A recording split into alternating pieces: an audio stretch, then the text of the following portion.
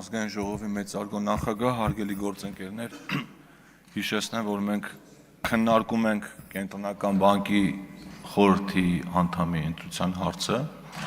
հենց մինչև այս թեմայով մի քանի բան ասելը, պարոն Մանուկյան, մի հատ բան հիշեցնեմ, էլի, ձեր ձախ կողմում, վերևում ժամանակին պատգամավոր էր նստում, որը ոչ թե Կադիրովի ֆանատն էր,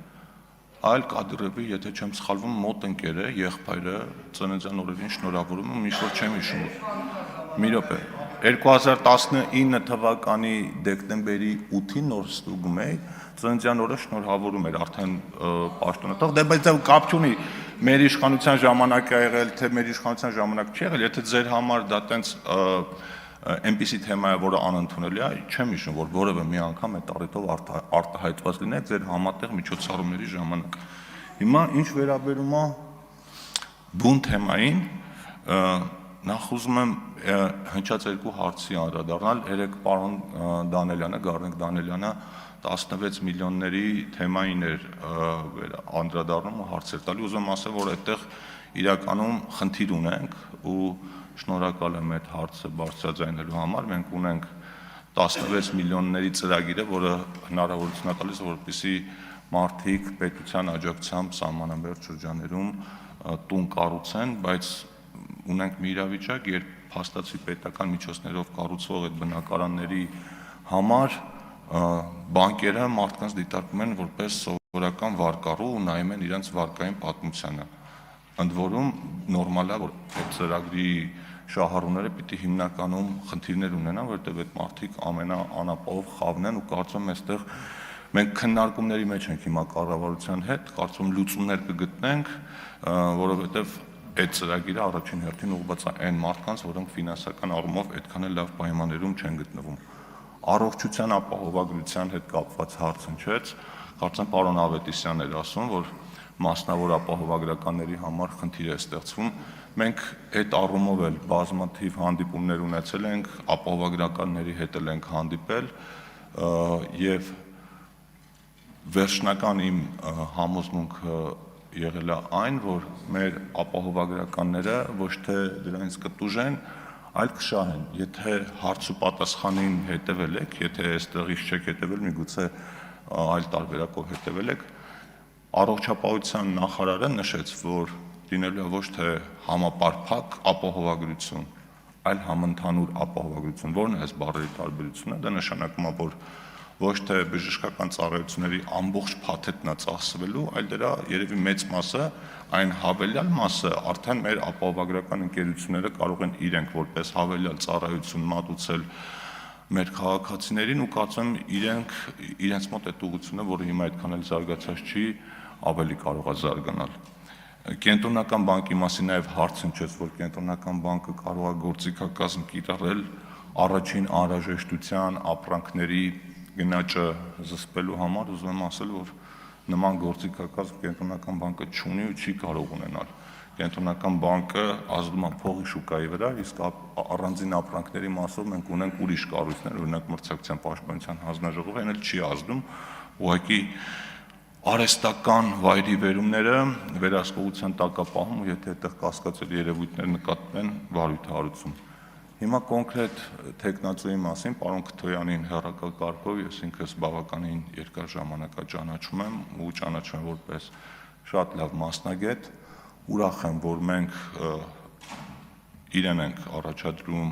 Կենտրոնական բանկի խորհրդի անդամի պաշտոնում, պարոն Քթոյանը նաև այս վերջին շրջանում որպես փորձագետ մասնագետ բավականին ակտիվ է եղել հանրային դաշտում ու ակտիվ լինելը նկատի ունեմ ոչ թե մեզ պաշտպանելը, այլ ներկայացել է օբյեկտիվ իրականությունը, որը կարող լինել եւ վնաս իշխանությունների եւ օգուտ իշխանության փաստարկների այս առումով իհարկե շատ կարեւոր է, որ մենք հանրային դաշտում ունենանք իրենց կարծիքը արտահայտել չվախեցող մասնագետներ եւ պարոն Քթոյանը գնում է Կենտրոնական բանկ, այդ առումով որոշակի այդ դաշտը մի քիչ թուլանում է, բայց փոխարենը մենք Կենտրոնական բանկում կունենանք նորմալ մասնագետ ու խորհուրդ եմ տալիս հարգելի գործընկերներ կողմ քվեարկել պարոն Քթոյանի տեխնացությանը, նաև ուզում եմ առիթից օգտվելով շնորհակալություն հայտնել